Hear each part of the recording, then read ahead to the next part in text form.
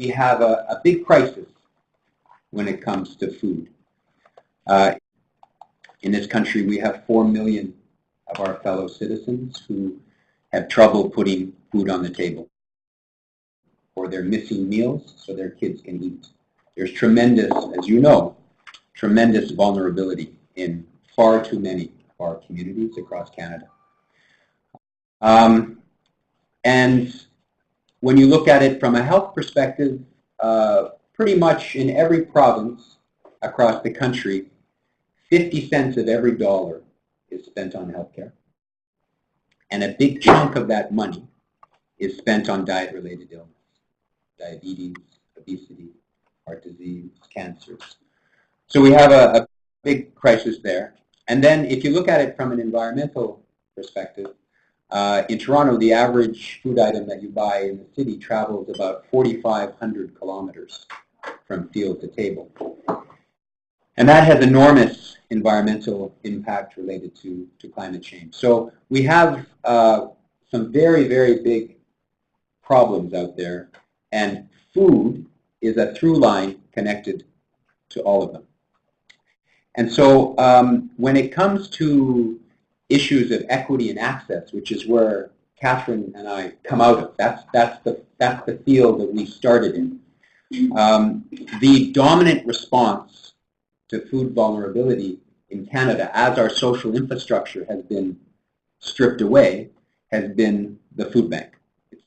The way for 35 years we've constructed something where people will line up, get to the front of the line, and be handed not very healthy food. And so that's where I started, just to place me in this conversation, in 1998, in a very low-income neighborhood in Toronto. Culturally, very, very diverse, people from around the world. But they were unified by a lack of good jobs, social assistance rates that weren't supportive, housing that was far too expensive. And as a result, they ended up coming to this door that we had in the neighborhood. And they would have to line up at that door, and because the door wasn't open very often. And once they got in, they would be asked many, many questions. Where are you from? How much money do you have? And then when you got through that, you would arrive at the front of the terrible fluorescent lights and paint falling off the wall. It was a very difficult place to be in. You would be handed a hamper of food that was never enough, that was not healthy, and that was not culturally diverse in terms of what your food needs or knowledge. So we have, this number that 1 million people use food banks in Canada, but we have this other number that 4 million people are food insecure. There are a lot of people who will just simply not go through that process because they don't want to check their humanity at the door and have to go through that and get food that isn't terribly healthy or reflective of their culture and never enough. But it didn't take a rocket scientist for us to figure out that that wasn't okay, that that wasn't sufficient.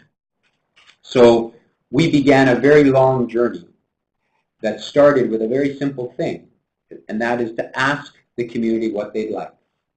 To make a very long story short, they were clear that they didn't want a handout, they didn't want to be poor, they didn't want to be treated like a number, but they wanted to cook, they wanted to grow, they wanted to volunteer, they wanted to participate in the life of their community and try to figure out how to build a better and healthier one that they felt good in.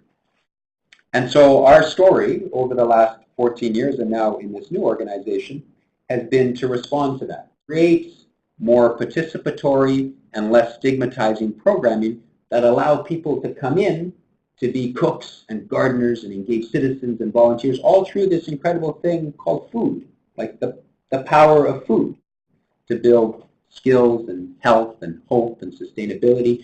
And another thing we never talk about in low-income communities, joy and pleasure. There's nothing more pleasurable than sitting down with others and eating together. Does that help? Just crisis.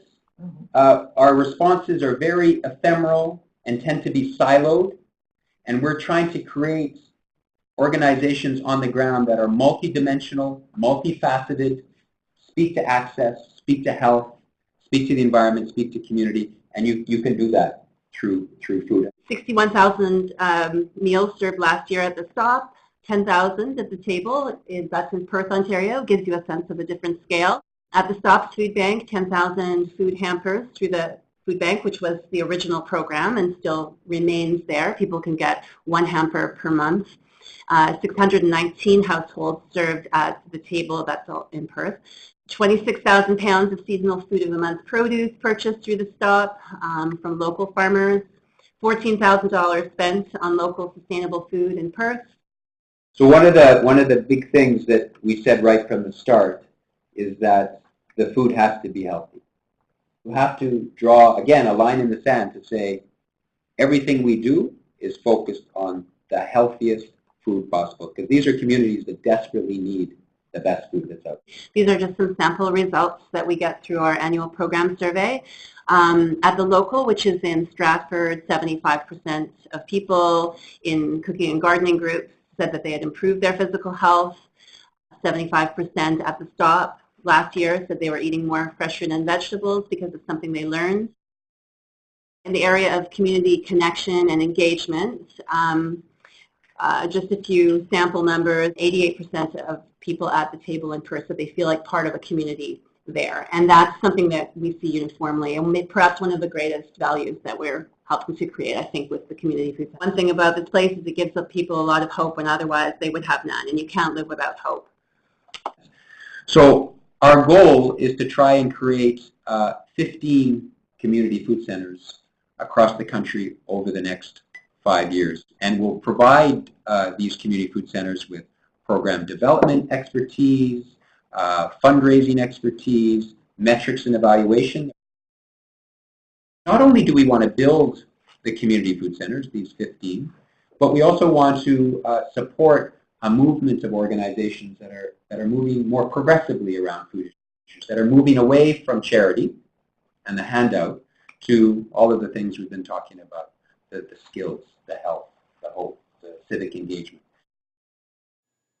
Voici les 3 thèmes des programmes qui se trouvent dans les Community Food Centers. Accessibilité aux aliments sains, compétences alimentaires et éducation et engagement.